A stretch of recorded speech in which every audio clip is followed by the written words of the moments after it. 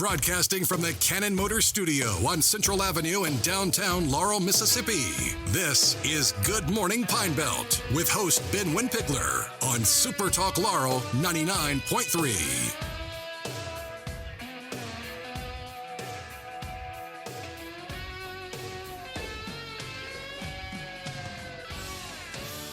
All right, here we go. Good morning, Pine Belt. We are back live here in the Cannon Motor Studio on a foggy Tuesday morning here in historic downtown Laurel. Very, very foggy. So if you are listening, wherever you may be, don't get distracted. I know it's hard. I understand when my voice comes on that you get distracted. I get that. I have that effect on people. But try not to stay focused on the road while it is this foggy. You got to be focused.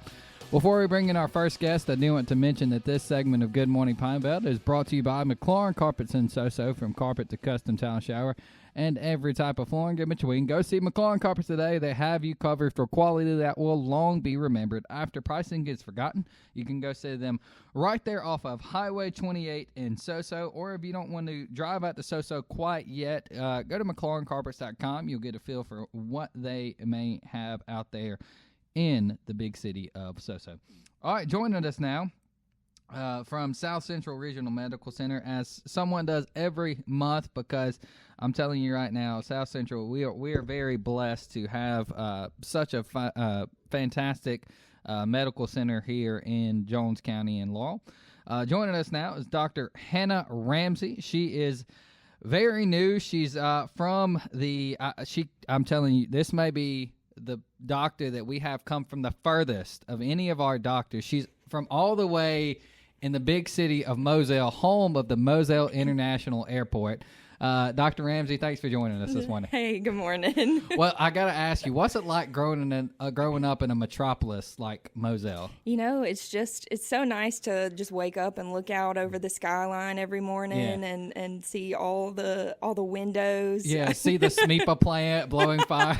So, exactly. Yeah, nothing like Moselle. And then you can go over and see the chicken plant too. So, All right, well, Hannah, you are obviously from here, so we're not going to quite talk about your journey of how you ended up in Laurel because you're from here. Right. But I do want to talk about first, before we kind of get into what you're doing now, how you got to South Central, because a lot of times people will go that are from here that maybe want to go into the medical field and then be like, all right, well, I'm going to go work in Atlanta and never come back. So why stay here? So for me, it was always the goal to come back to help the community that helped to raise me. So it was just one of those things that was a no-brainer for me from the get-go. I also, got this scholarship through med school that is the Mississippi Rural Physicians Scholarship. So I am legally bound to go to a rural area, but now we know the reason. It was also the plan to begin with, so I actually used them to just give me a little help through med school. Absolutely. So a combination of some things, but we always, my husband and I wanted to be back here in the area and help as many people as we could that helped to form us. Absolutely. Well, that's obviously so important, and we'll talk more about that in a little bit. But talk about your schooling and everything. You obviously you didn't even have to go very far. I mean, you just jumped down I-59 for schooling. Sure did. Yeah. I did my medical school training at William Carey. So I actually, we do our first 2 years on the campus there, and then we do our last 2 years out kind of in the community. So I've kind of been from Jackson to the coast doing clinical rotations and such, and then was luckily able to come back to Hattiesburg to do my residency as well, with the Force General Family Medicine residency. Yeah. And so it was really, just a blessing to be able to stay in the area for all of that and have, family support and just the community that we're used to being around. Right. Yeah, and I know that's big, especially I know you were just showing us pictures beforehand. You got a newborn, 10-week-old, so that's definitely so important to be around family. Well, let's talk a little bit about why you chose to go into the medical field and why family medicine in particular. So I'll be honest with you, I tried everything I could to not go into the medical field. I was like, let me let me do something that's not going to be, so stressful, so demanding, But it just always kept drawing me back in. It was the only thing I felt like I was called to do, and so that's why I did my applications, and I was like, all right, if I get in, then it's meant to be. Yeah. Obviously I did some training beforehand too, right. but once I got in, I was like, okay, well, this is what we're supposed to be doing, and got all the way through, and it's just been a blessing ever since. And I, again, with the same thing, tried to stay out of family medicine. I was like, no, that's not what I'm going to do. Yeah, It'll be something different, big and exciting. Something fun, something like orthopedics. No, Nah. I was never that. But I always thought I would do something different than family. But when it came down to it, I liked everything about medicine, and I liked, every single type of, patient that you could see. So babies and kids and teenagers and adults and the geriatric population. And so I was like, well, I have to do everything. So I have to do family, because that's the only thing where you get to see, that variety of patients. Plus, you get to make a good connection with them, and you get to become kind of part of their story, and helping them with their health and progressing through their life and such. And so I just find it really really sweet, and I don't know, it's just a very special specialty to Absolutely. me. Absolutely. All right, so let's talk about that. Your specialty, you're over at the Ellisville Clinic, and you've only been there for 4 weeks, so what's your first 4 weeks or so been like? They started out a little slow, and I was like, oh no, I'm not going to be able to do what I need to do. But it has really picked up, and I've been really blessed that I've had a bunch of patients coming through, and plus with cold and flu season really kicking in, it's getting kind of busy out there. I can imagine. Well, let's talk about that for a minute, because this time of year, I was just telling you off air, my daughter has got a quote cough that she's finding right now. But there's cough. My son has had it, and every kid's had it. Every adult's getting it. And I'm coughing here and there. What can people do this time of year to kind of help not spread it to everybody and their mama? I mean, it's almost inevitable you're going to pick up a little something, but how do you help kind of curtail that a little bit? So, truly, just general hygiene is the best way to keep from getting sick. So wash your hands if you cough, if you, go and touch a bathroom door, if you touch really any door at this time of year, and make sure that you're not going straight hands to mouth before you eat. Right. That really is a huge way. If you do have some sort of upper respiratory infection, then being kind and potentially wearing a mask if you're going out can help you from spreading it to other people. Right. But if that's not something that you want to do, just generally staying a distance from people. Yeah, coughing your elbow. If you're feeling bad. Yeah. But another key thing that we can do is get your flu shot. Okay. That is definitely something that I recommend. I know a lot of people are like, oh, every time I get the flu shot, I get the flu, and I was one of those people. Yeah. But let me tell you something, whenever you get the flu and you haven't had the flu shot, it is way worse. It is way worse. So, but it's been shown it keeps people out of the hospital, keeps people from, having to take off, so much from work or anything like that. So that's something I highly recommend to keep, the spread of everything down. Absolutely. And obviously you're taking new patients now, but one thing that Anna Gail pointed out to me you don't get this at a lot of just regular family clinics. Y'all take walk-ins at Ellisville, so that's pretty cool. Yeah, you don't have to necessarily make an appointment. You think walk-in, you think urgent care, but you can do that at the family clinic. Right. Yes. So we do take walk-ins for our chronic care, especially with me right now. I don't have a full patient panel every day, so I'm available to see whoever needs to be seen. Absolutely. And then afterwards, we try to get you set up on a schedule so that you don't have to worry about if it's going to be 2 hours before you're seen or anything like that. But certainly if something were to come up and you needed to be seen that day, we do take walk-ins. And again, we actually do for urgent care type situations as well. Yeah. So anything like that, we'd be happy to see you. There you go. And real quick, as we finish, how important is it to have a regular yearly checkup with your family doctor? Oh, it's so important. It really is. And even healthy young people, it's important to start and just get in the habit of going to see your doctor at least once a year, so that, they can notice any changes that are happening with you. You can, relay any concerns that you have as they come up. And you're not waiting, 10, 15 years to be like, well, this had been going on for so long. Yeah. But so it's super important to get in and see your doctor, make sure you're up to date on all your screenings and everything like that. There you go. All right, I know we're almost out of time, but last question. People are always saying you can get sick with the change of the weather. Is that true, or is that an old wives' tale? It's more like you're getting sick because everybody's staying inside and staying together is what the That's weather. That's not really the change of the. Okay. Yeah. All right. Well, there you go. You heard it from a real doctor. All right. Well, Dr. Ramsey, we really appreciate you being here and staying in your community, because that does make a difference, and we're excited to have you here at South Central to make a difference. So thank you. Thank you. Yeah. Absolutely. All right, when we come back, we're going to be talking with our buddy Andrew Irwin from FBC Laurel. Stick around. Good morning, Pine Belt from the Cannon Motor Studio. We'll be right back.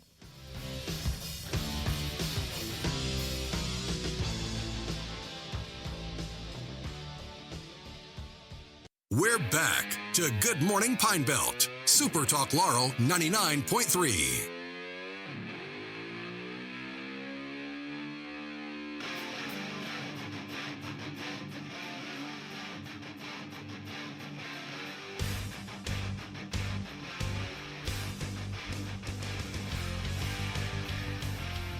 All right, here we go. Motley Crue bringing us into the second segment of Good Morning Pine Belt. Thank you for tuning in wherever you may be on this foggy Tuesday morning. Our thanks to Dr. Hannah Ramsey there from South Central Regional Medical Center over there at the Ellisville Medical Clinic. Go check her out.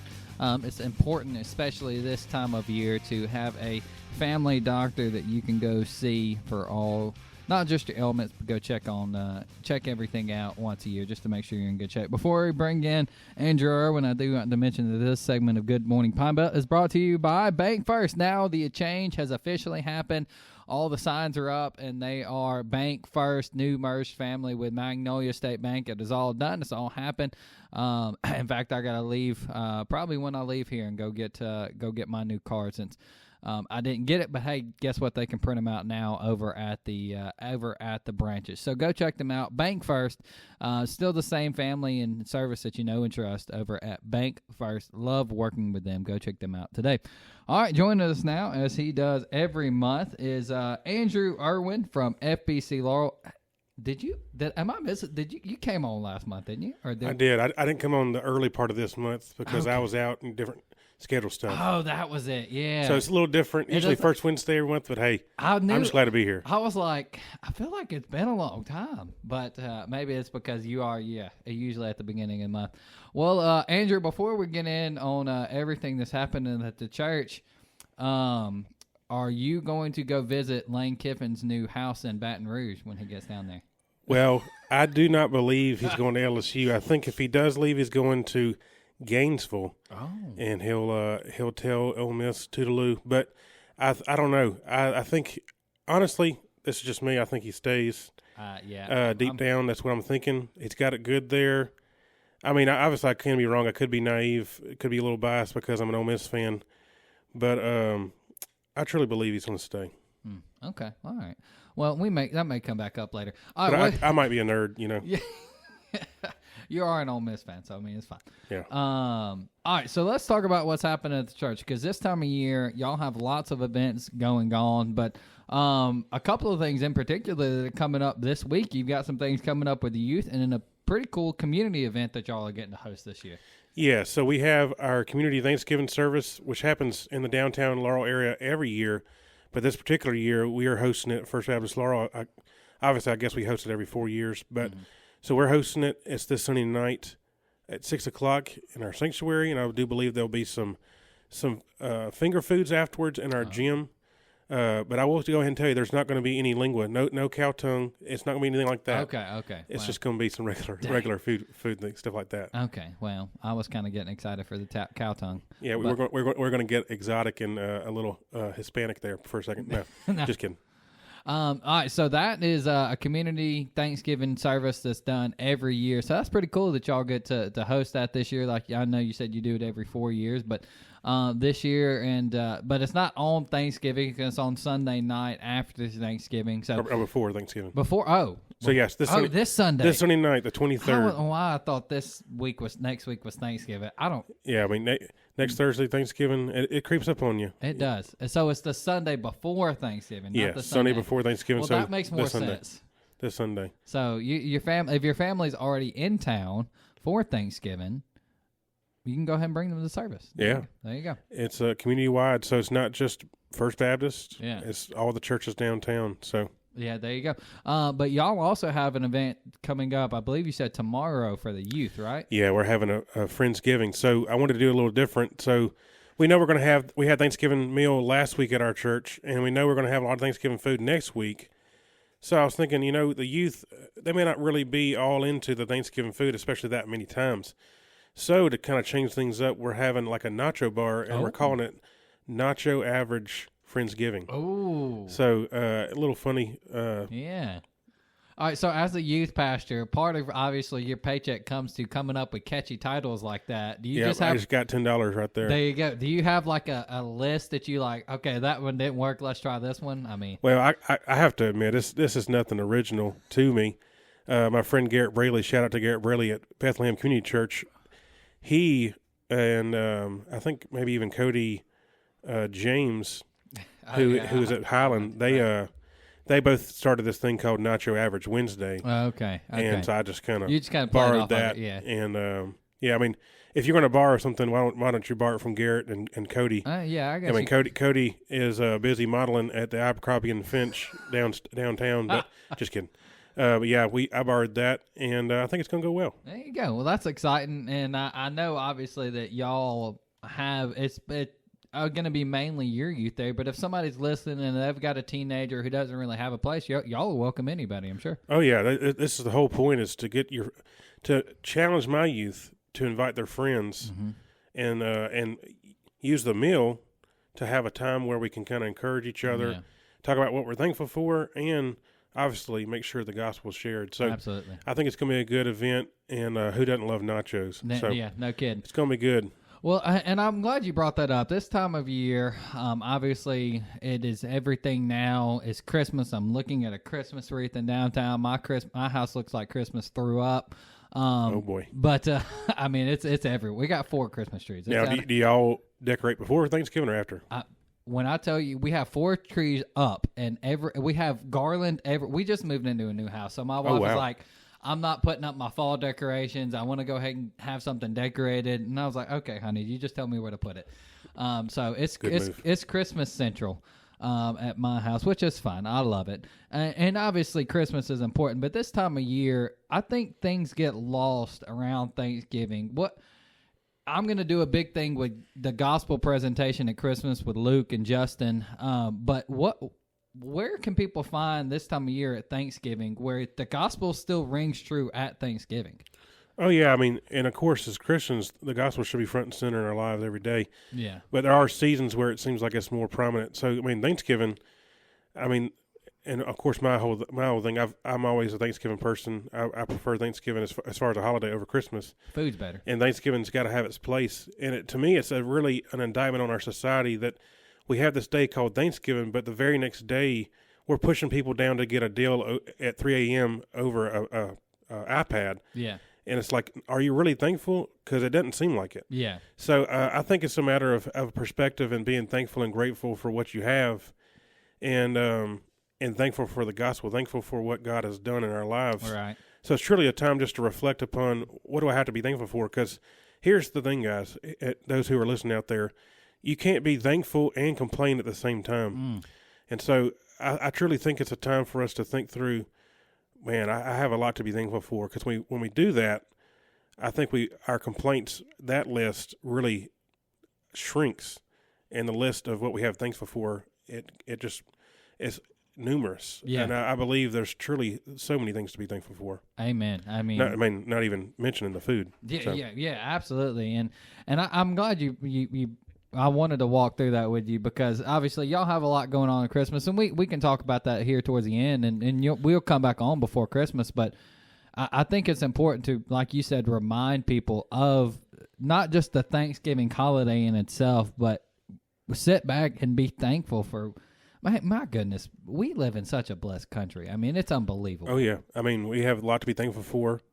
I mean, if you really are having a tough time and complaining all the time, then you need to go overseas or need to go to Honduras or something like that, and you'll see, man, I have a lot to be thankful for. Yeah. And sometimes we get bogged down and we're trying to compare ourselves to other people, and comparison's the thief of joy. So Amen. it just look up to God and stop looking around at other people and see they have it better than me. Or you may look to somebody and say, well, at least I know I'm better than them. Yeah. It's just not helpful. Yeah, So no. just focus on what you had to be thankful for and the blessings God has given you. Amen. And don't try to live somebody else's life. Yeah, and one thing too that I've could kind of piggyback that I've gotten advice before that somebody else got from somebody else. Funny enough, it actually came from the people that got stuck in space. Yeah. Butch is one of them. So he's good friends with Josh now, who I know really well. So anyway, he was telling me that Butch said, anytime that you really think if you have it that bad, really think about somebody else that probably has it worse off than you, and pray for them, because that puts your situation in this perspective. Because like you said, there's always somebody who is in a worse situation than you.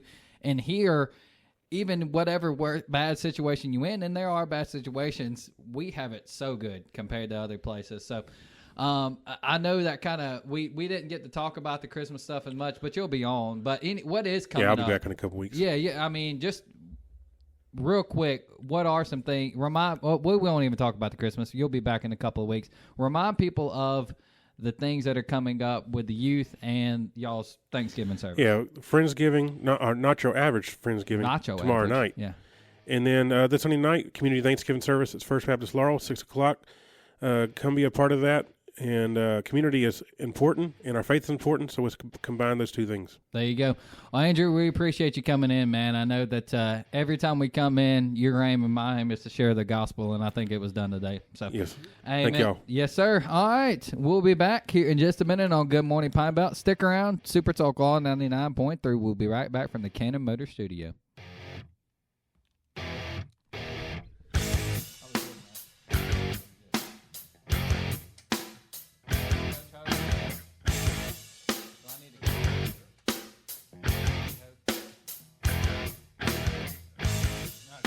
I got it.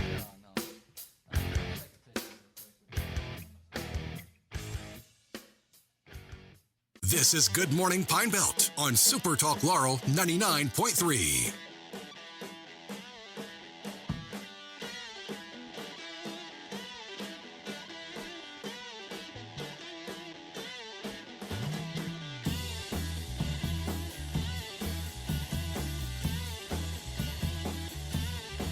All right, here we go. Good morning, Pine Belt. We are back live here from the Cannon Motor Studio in beautiful, historic downtown Laurel, Mississippi.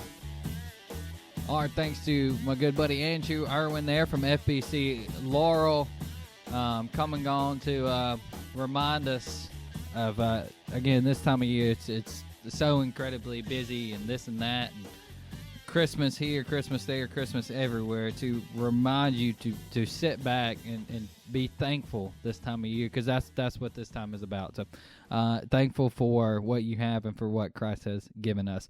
Before we bring in our next guest, I do want to mention that this segment of Good Morning Pine Belt is brought to you by Dixie Electric Power Association, a member-owned electric co-op that offers broadband internet. Go check out DE Fastlink today, and guess what? Their new expansion map is now up, so go check that out and see when you might be getting DE Fastlink, even if you're not a Dixie Electric member.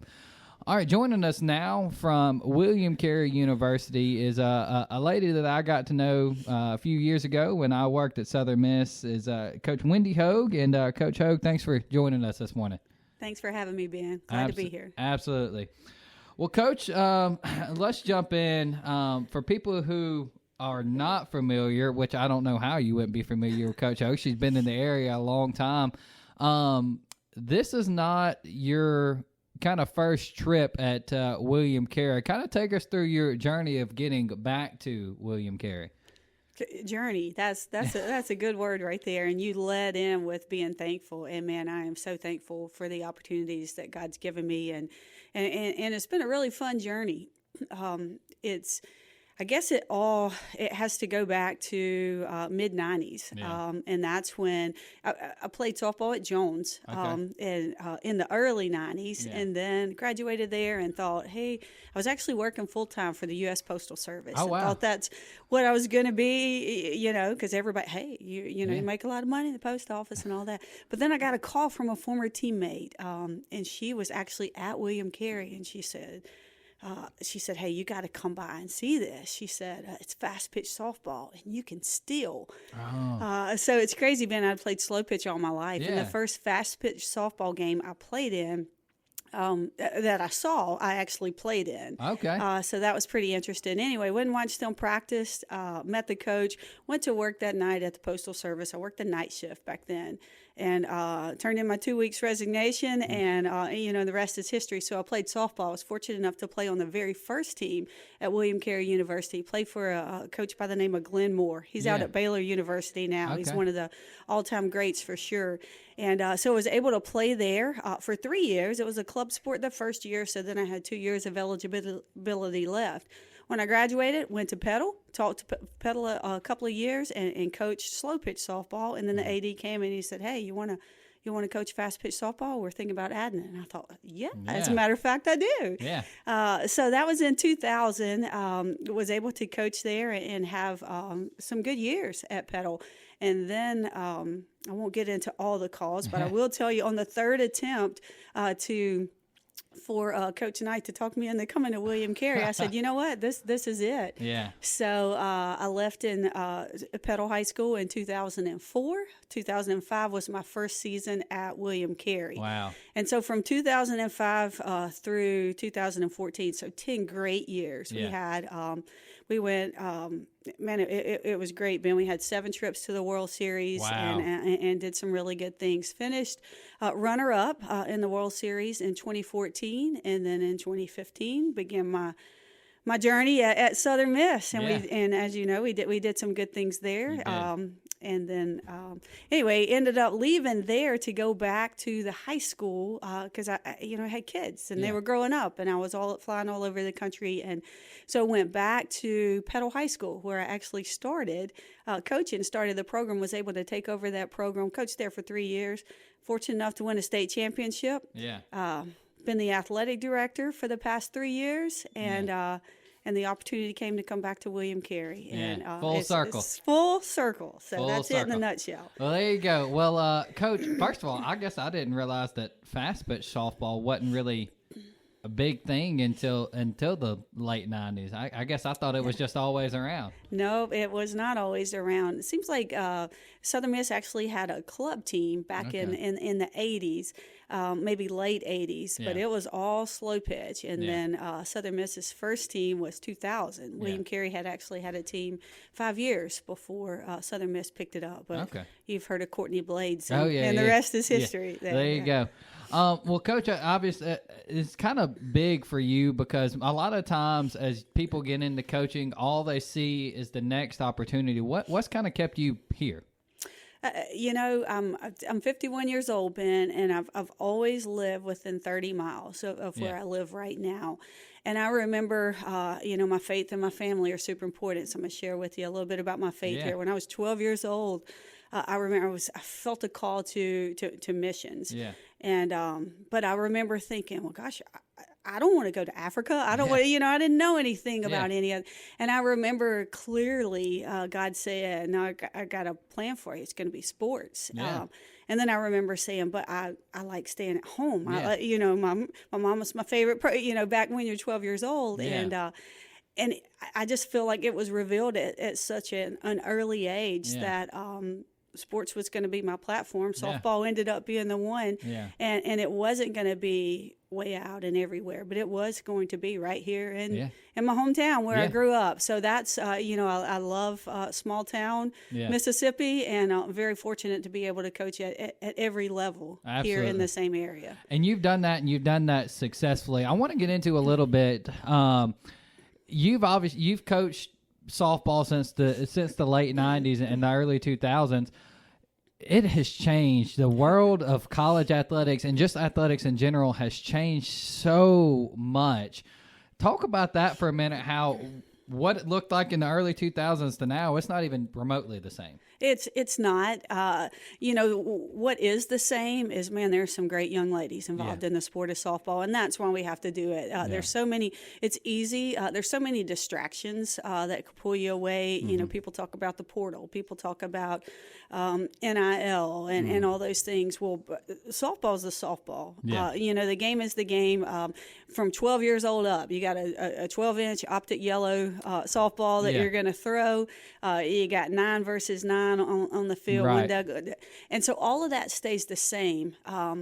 But the thought process behind it, and I feel like we've lost some of the genuine love for the game, and for a university. You grow up loving. For me, it was it's crazy. It was actually, it was Southern Miss, and so I was thankful to have spent some time there, going on campus and the football, and then, and I that's where I wanted to be. And then kids growing up, when I started coaching at Carey, kids camp is one of my favorite things. And the kids come. We wanted kids who grew up wanting to be a Crusader. Yeah. And 20 years ago, you could find them. 25 years ago, and there were plenty of them.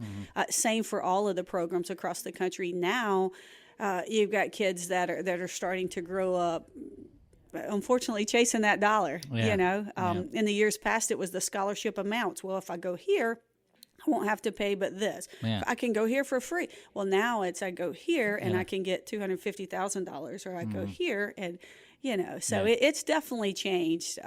Have no desire to be a part of that level of softball anymore. Well, and I guess that brings up another good question. Now you're back at a private school, a smaller private Christian university. Y'all, but I can imagine, not to the effect, but y'all are probably still affected to some degree in this portal NIL world. Yes, absolutely. Because now, in the years past, we would get kids out of high school that wanted to go to that 4-year university. It was always D1. They wanted D1, D1, D1. That's what I fought the first 10 years I was at William Carey. And then I get to Southern Miss and it's D1. Then it's Power 5 at the time. Right. So there's always something someone else wanted. Now with us at William Carey, we're NAIA. I love it. It's a character-driven organization, obviously faith-based. And but we are now seeing those high school kids that are wanting to go to junior college, choosing JUCO over William Carey, over our university, because they still have an opportunity to go and get that payout with the Division I. So. Yeah, and I guess it's something that where you're in the world and you can't really put the toothpaste back in the tube at this point. So you gotta learn to play with. Well, Coach, we spent this whole time and we haven't really talked about your team. So let's talk about them for a minute, because this is actually your first full season back coming into this softball season. What are y'all looking forward to in this team this season? Oh, wow. It's been so great to be back, and we have a great team. We've got 21 young ladies who come out every day, and they just work. And I think it's not what we look forward to this. It's what we look forward to every day. We enjoy spending time with each other and getting better. But, we're returning some All-Americans in the circle for us, picked up. Speaking of JUCO, picked up a JUCO transfer, actually 3 junior college transfers, but one of them is coming from Jones College, and she was a JUCO All-American pitcher. Wow! So we're the preseason one, and in a pretty strong conference. So we got some expectations to live up to, and we love it. We love it. Without the expectation, the drive can tend to fall a little bit. So. Yeah, absolutely. Well, Coach, I really appreciate you coming in and coming all the way from Hattiesburg to here. But anything as we finish out the segment that you want to tell the people of how much fun, because it's such a more intimate setting when you come to a William Carey game, and it really is fun. Absolutely is.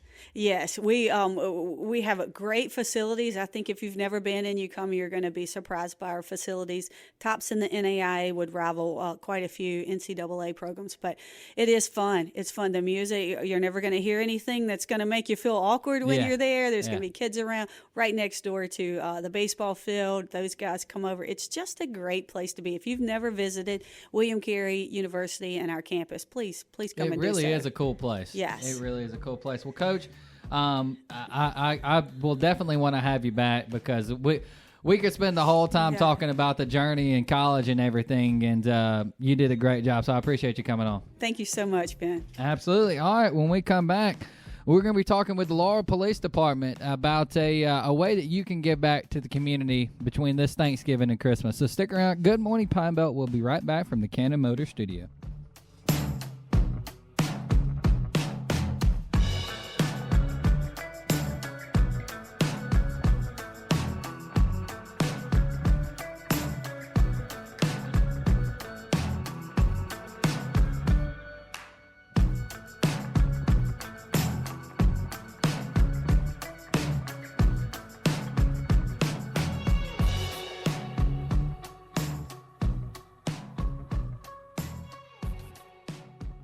Good Morning Pine Belt, SuperTalk Laurel 99.3. All right, here we go.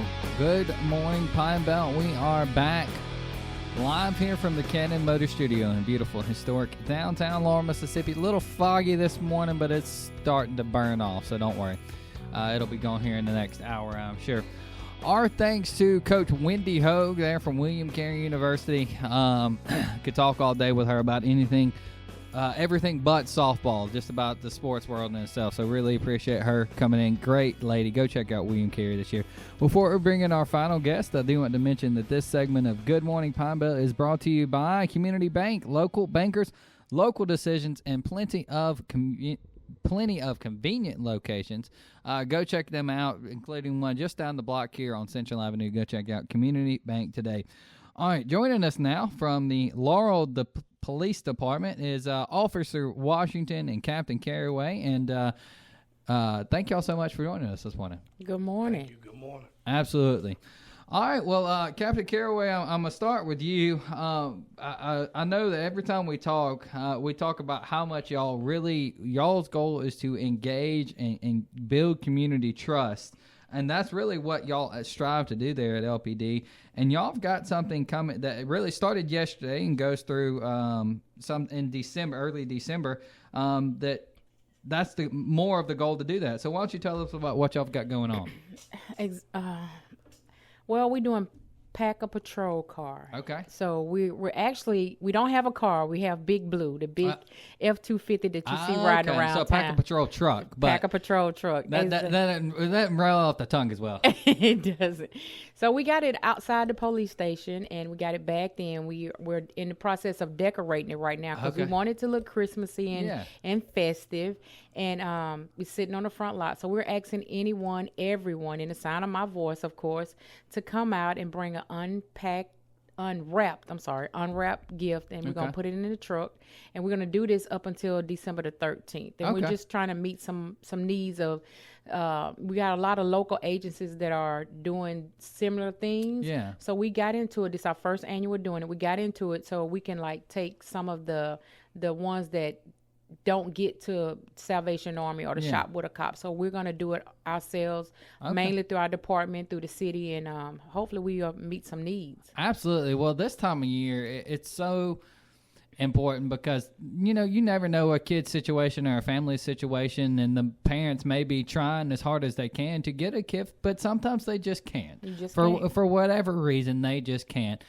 So it's so important that y'all are helping fill that need. And excuse me, Officer Washington, I'm gonna bring it over to you. When y'all do events like this, obviously everything's staying local. None of it's going out to some big organization and getting pushed around. It's all staying right here in the city of Laurel, right? That's correct. We try to keep it locally in the city of Laurel. We try to serve the community that serves us, and we take great pride in doing that. Yeah, it's real meaningful during this time of year that we can strive to help the community in the way that we do. We have a lot of unfortunate times that we can reach out and help the community. Yeah. And we're just excited that we're able to do it and blessed that we can do it. Absolutely. So, well, I've gotten Captain Caraway's opinion on this too, but I'll get yours since you're here. I know when things like this, especially when you're getting to kids, a lot of y'all's goal is to talk to these kids and be like, hey, you can trust the police. You know, a lot of times police get a bad stigma for whatever reason, but hey, you trust the police. We're not just here to pick you up, arrest you, and take you to jail. We're here to help. That's kind of the point behind this, right? Correct. We're trying to change the narrative of the police department here in Laurel, that we are good people. We are here to help you in any way that we can. We are doing a lot of more community organized policing. Yeah. And we're just working together, and we're here to help everybody. Yeah, and y'all are really doing a great job of that. So, Captain Caraway, I'm going to come back to you. This is at the police station, but y'all are looking, I know y'all were talking just a little off air, are y'all looking for specific age range toys, babies, older kids? What are y'all looking for? We're doing 2-year-olds to 12-year-olds. Okay. But we're going to take everything. Yeah. And if whatever you bring or wherever you drop off, we would definitely get it to a child. So we're not limiting what age that we service, but we'll take everything. We're going to bless everybody. Yeah. So, it doesn't have to be those. That's kind of what y'all are looking for, but whatever. If somebody's gracious enough to bring something, you're going to be like, no, we're not going to take that. No, we're going to take everything. All right. So what are the drop-off time locations? Because I know y'all can't leave them in there overnight all the time. So people probably need to drop them off at specific times at the police station, right?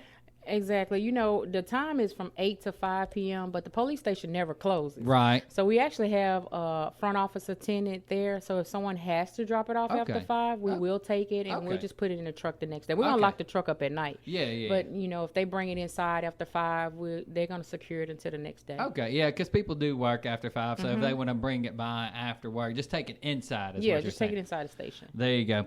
All right, well, Officer Washington, Captain Caraway, we have ran out of time, but we greatly appreciate what y'all are doing, and I'll announce this and remind people of it throughout the week. But that's November. That started yesterday through December 13th, bringing unwrapped toy to the Laurel Police Station. Thank y'all so much for coming in and what y'all are doing for our community. Thank you. Absolutely. Hey, well, that does it for Good Morning Pine Belt today. Thank you to all our guests for joining us this morning. It's 10 o'clock, so you know what that means. Go see Rocky over at K-Rocks. Little Rock's probably over there. He'll hook you up with a nice catfish combo. It's 10 o'clock. That means Middays with Gerard is starting, so keep your dial on SuperTalk Laurel 99.3 all day, and we'll be back tomorrow from the Cannon Motor Studio.